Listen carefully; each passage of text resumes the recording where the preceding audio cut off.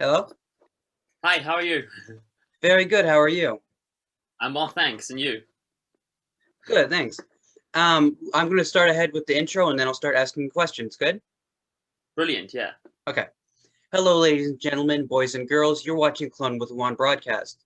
Joining us today is Xavier Cordeiro, a Star Wars fan who has built several mocks of LEGO Brickheads from Visions and from outside of Visions. And he's here today to talk to us on his thoughts with Vision. So thank you very much for joining us.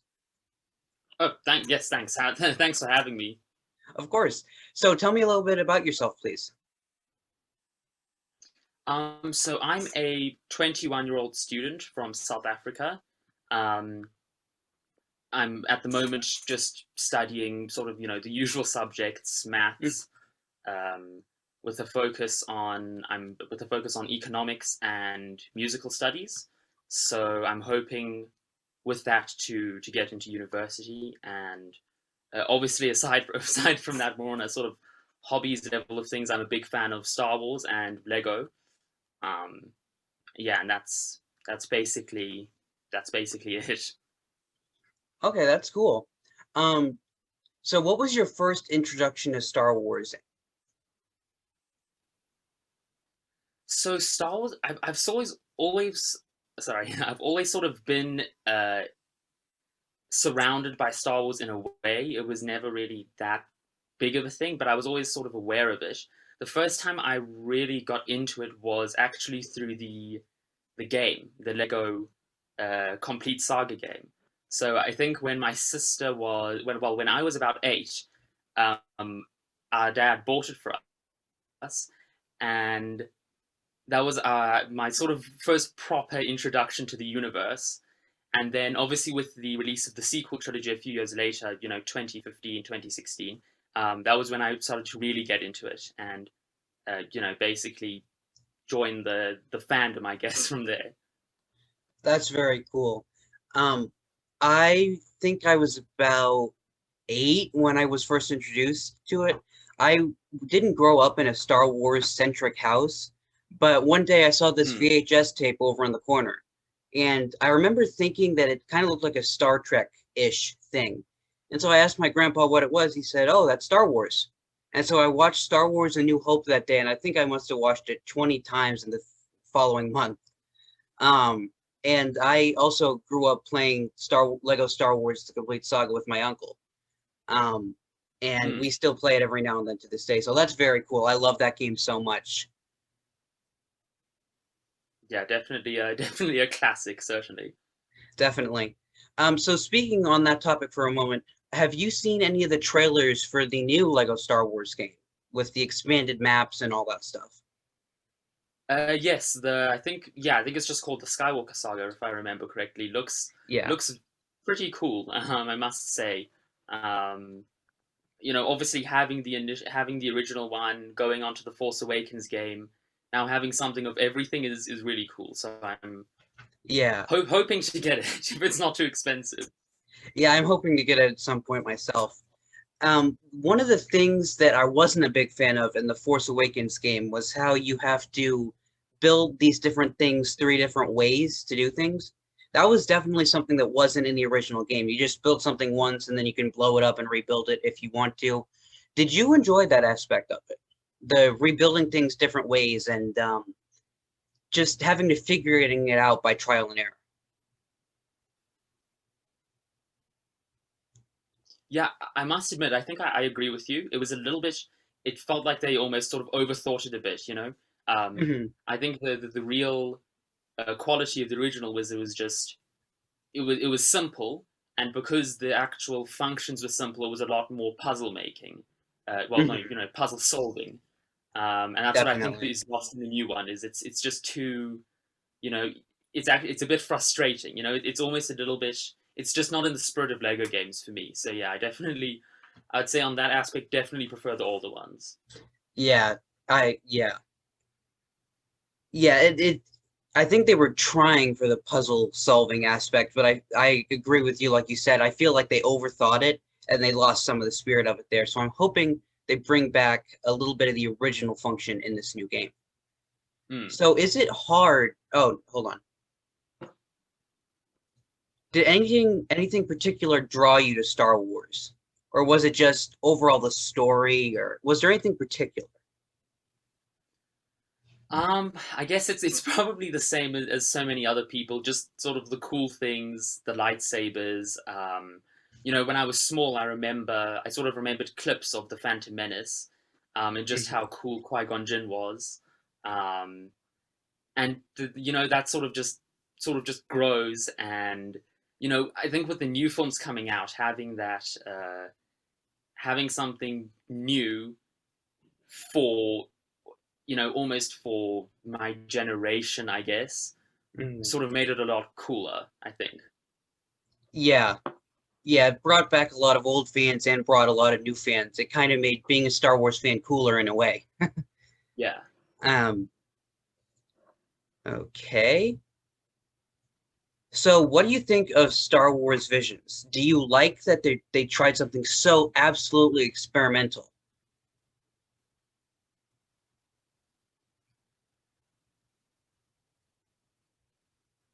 Yes, I would. I mean, I would probably say it's actually my favorite thing to come from Star Wars so far. Um, I think because it's so different, it's difficult to say whether they were all, maybe better than the rest of Star Wars. But I think for a universe that's so expansive, it suits it really well. To have smaller groups of people giving their ideas on basically giving their interpretation of the universe. Um, I particularly enjoyed the fourth one, the Village Bride. I thought was brilliant. Um, the Twins I thought was obviously more classic Star Wars, but it was a very sort of creative anime style fight. Yeah, basically in general, I just think it's a lot more creative than what we've seen recently in sort of traditional Star Wars. So it's Yeah, it's definitely up there in my favorite sort of things from Star Wars, basically. yeah, it's very cool. And one of the topics I wanted to discuss was the fact that you did make Lego Brickheads of the twins from the Visions episode, The Twins. So, do you prefer making custom minifigures or custom brickheads in general? So for me, it's definitely custom brickheads. So I don't have that expansive a minifigure collection. I like playing around sometimes, seeing what I can make. But for me, the you can really the level of character that you can capture with the brickheads is far greater. And so basically, when I see something I like, when I see the twins from Visions, I try to put them into it. Um, yeah, and I think with those characters, the way they're drawn, it's building them brick by brick is a lot more effective for me. Okay. And I want to commend you as well because I feel that brickheads are much more challenging to make than minifigures. Because minifigures have, of course, been around since the start, well, close to the start of Lego. And there's so many kabillion different parts and variations for characters. So I wanted to say the fact that you can take just, in a way, regular bricks and make kind of Lego pop vinyls where you don't have a mouth or much of an expression, is the eyes and the overall embodiment of the character. That's very impressive. So very good job on that. Yes, thank you. It's I guess it's part of the fun it's a different challenge.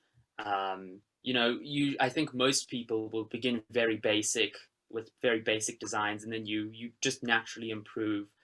Um, and I think what you said about it being a sort of almost Funko Pop style thing is also something that I really enjoy. Is in essence you're really trying to make something that is both accurate but also a little bit cute at times. A little bit sort of clickbaity, if you Yeah, will.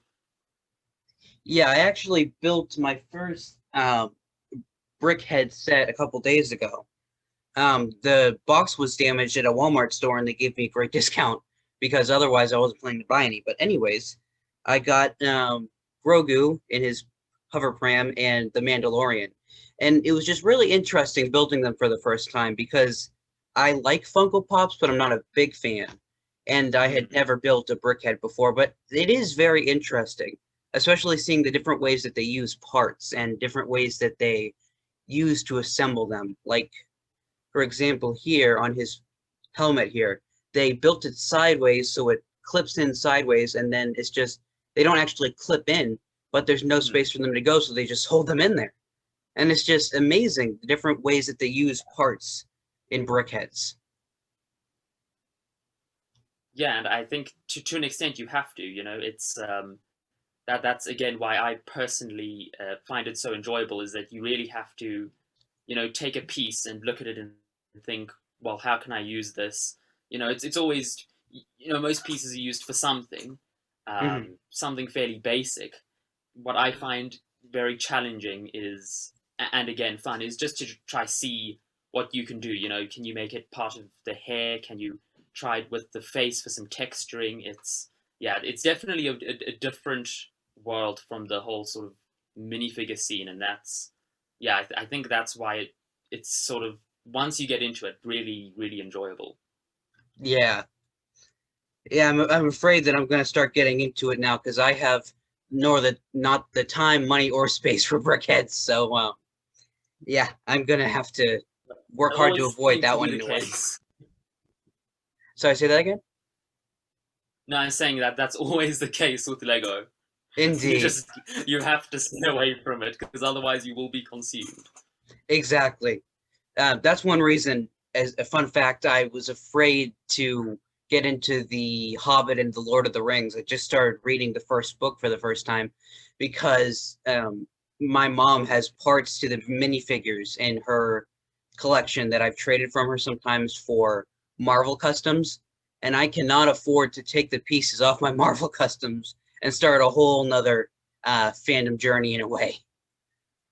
Yeah, So I've requires a just, lot of planning. yeah, maybe I'll post about it at some point. But the only thing I've done for that is I just built a minifigure of Bilbo Baggins with an old backpack and a ring and stuff. But I've decided that's as far as I'm gonna go on that one.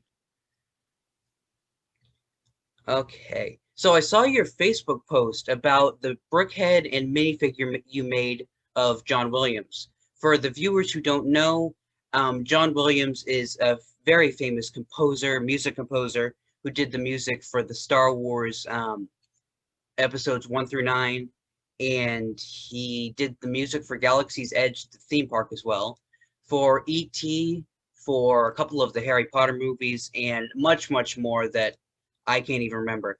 But you said that he inspired you on your journey to becoming a musician. So, do you have any specific goals with becoming a musician, or do you just want to get your ideas out there?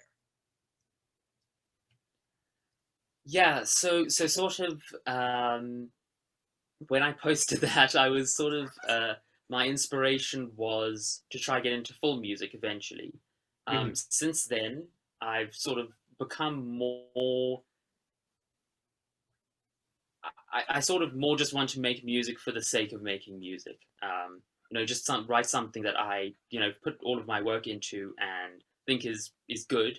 And obviously, John Williams having written dozens and dozens and dozens of films, and of course the very iconic Star Wars movies, Indiana Jones, etc., was a big influence on that.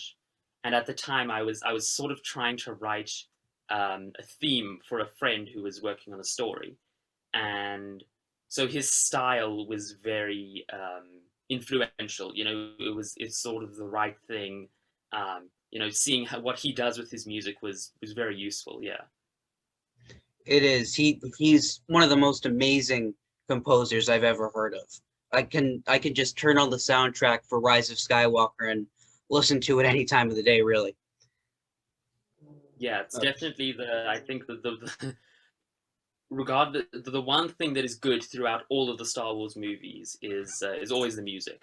It's always the one of the highlights. oh, definitely. So, um,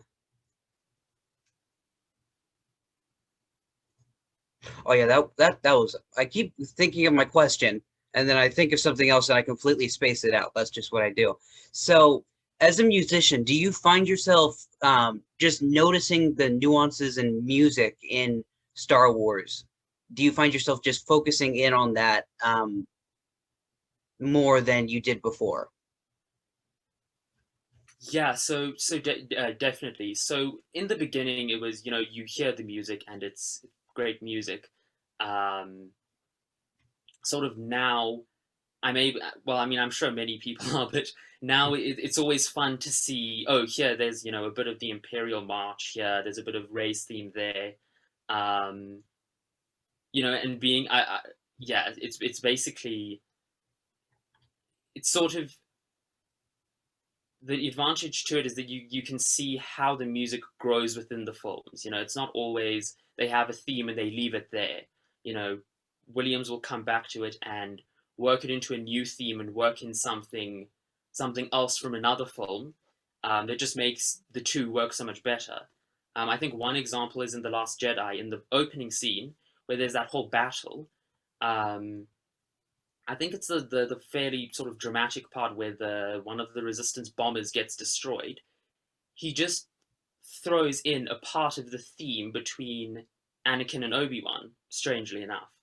Huh. Um, but it's just that one motif, and you can it if you recognize it, it's so it feels so out of place, but also works so brilliantly. And it's not even new music. It's an old little bit that he just inserted from there, and so that was definitely one of the even then was that was one of the highlights of that film. I need to go back and watch for that. That's I never noticed that. I'm I want to say I'm kind of a musician myself in a way. I like to write music. I come up with tunes sometimes. My only problem is I don't know how to read and write notes yet, so that makes it difficult. Um, but I do love to think of new ways of expressing the Star Wars themes and just combinations of different themes. And so I want to do some directing and screenwriting someday, hopefully, as well. So I find myself analyzing the Star Wars shows and films from every aspect. Is that the best shot they could get in that scene? Was that the best line to put in at that time? And the music, again, is one of the things that makes Star Wars Star Wars. I mean, I can't imagine Star Wars: A New Hope with the Tron soundtrack, for example. It would have given the entire saga such an extremely different vibe. And so, like you said, I love listening to the different ways that they express these age-old themes. Yeah, absolutely. And just to throw a name out there, Samuel Kim, he's a composer I listen to sometimes. He takes Star Wars, Harry Potter, anime music, and just takes it up to another level and does remixes and combinations of the themes. And he's just amazing to listen to. I think a lot of the reason I got into the music was because of him. Yes, yeah, his the stuff he does with the themes is really really awesome. I think recently he made one of the Village Bride from Star Wars Visions. Yeah. And he just sort of here and there throws in the Force theme, you know, does his sort of own thing with it, and it really shows you how creative you can be, if you're willing to experiment a little bit with all that the universe has, and not even just that, but other themes and fandoms, I guess. Yeah. Yeah. Speaking of fandoms, I was wondering, are you in any other fandoms besides Star Wars, like Harry Potter or Marvel or anything like that? So at the moment, I'm actually fairly into one or two anime series. So there's quite a popular one, My Hero Academia, which I quite Yeah. enjoy. Sort of mostly actually through Lego. I've sort of been here, there, and everywhere. DC a bit, a little bit of Marvel. Hmm. Um, Ninjago I was in for quite a while. Obviously, that's a Lego exclusive thing. Hmm. Um, the other things like Harry Potter, I've always sort of been aware of, and I've seen the movies. Um, Hmm. yeah, but it's mostly Star Wars, DC, and a little bit of everything, I guess. Hmm. Yeah, it's easy with Lego to get into a little bit of everything. I mean, you buy a Lego Yeah. lot and you can find yourself in a corner of Star Wars and a corner of DC and a little bit of everything, like you said. That's one of the beautiful but also terrible things about Legos, depending on your budget, really. Yeah.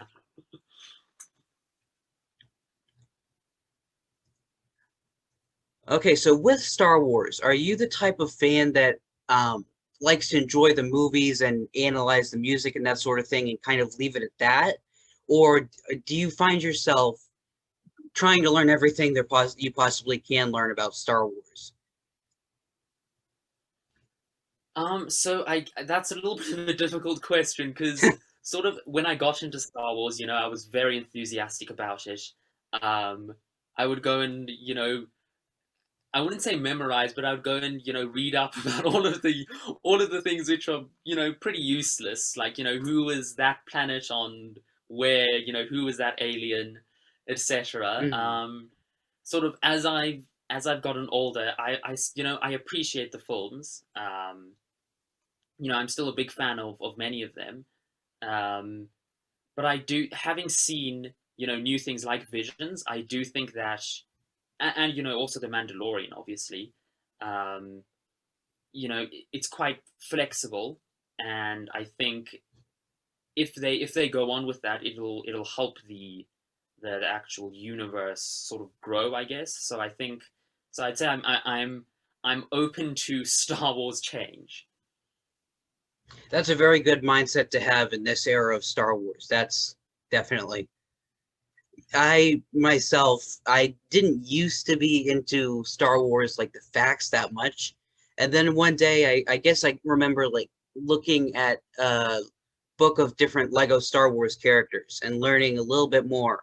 And the next thing I know, I'm plunged into watching all the series I can find online and learning everything I can. I have like way too many Star Wars books at the moment. Um, I'm Yeah. just looking around trying to guesstimate the number. I'm like, yeah, just too many. That's how many. um, yeah, in school for a while. I'm homeschooled now, but in public school, I was kind of defined by the one who could always spew out a Star Wars fact for no reason whatsoever. Yeah, Yeah. Same story here. Although I'm actually also homeschooled, and so, but with my siblings, I was always the one who was spewing useless Star Wars information all the time. So exactly. thankfully for them, I've stopped it a little bit. But yeah, that's definitely I think a stage most of us go through. Yeah, you see that especially on Facebook. That's the only social media I'm on. But you see it on Facebook. A lot of people love joining Star Wars groups because that's the only place they can post about something completely random without their family or whatever just rolling their eyes going, here they go again. Um, I've been so into Star Wars that I've managed to indoctrinate the rest of my family into the fandom at different levels. But still, I'm thankful for Facebook in that regard. Yeah, definitely. Okay, well, I think that about covers all the bases. Thank you very much for joining me. This episode of Clone with One broadcast will be going up very soon. You said that you have a rebrickable account called Ninja Chips 20. Is that correct? Yes, Okay. yeah, it's a Ninjago reference. Okay. I never got into Ninjago that much, but I do think it's cool. But that's cool. I love it when people have references as their account names, that kind of thing. That's so cool. So listeners, please, if you want to check out the amazing work that Mr. Xavier here has done, check out Ninja Chips 20 on Rebrickable. Um, are your designs purchasable or just for free? So all of my designs are purchasable. Okay. I obviously want to let them be accessible, so they're there for a low price. Yeah. Okay, so please check out his designs for a very low price on Rebrickable. You can check out the amazing work he's done. And yeah, I'll put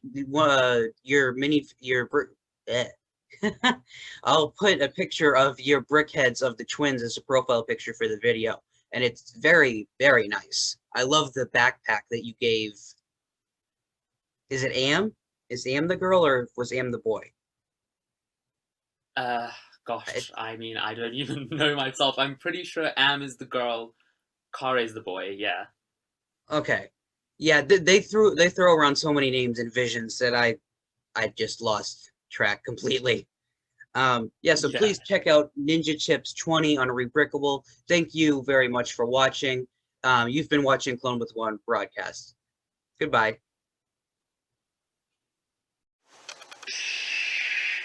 Hi, I'm Jonathan, and you've been watching Clone with a Wand broadcast.